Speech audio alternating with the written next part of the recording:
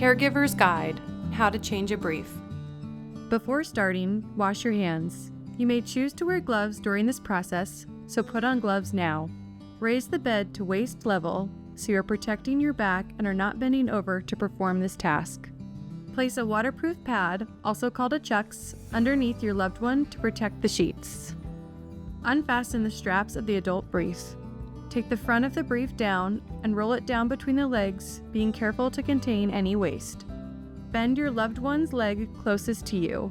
Place one hand on their hip and one on their shoulder, and turn your loved one on their side. Or, if using a draw sheet, roll the draw sheet close to your loved one's body, then use the draw sheet to turn them on their side. Gently remove the brief from underneath the patient's hip and dispose of the brief. Using the pre-moistened wipes, clean your loved one's perineal area, cleaning front to back. Avoid pressing too hard. Use additional wipes until everything is cleaned. If your gloves become soiled when cleaning, remove your gloves and replace with a fresh pair. Apply barrier cream as instructed. Prepare the new brief. Open it up and gently tuck one half of the brief under the patient. Ensure that the top of the brief is above your loved one's hips.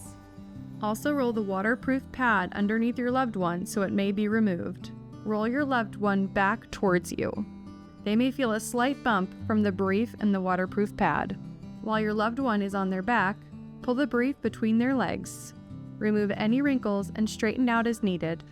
Fasten the brief and ensure that it is not too loose or too tight. Reposition your loved one as needed.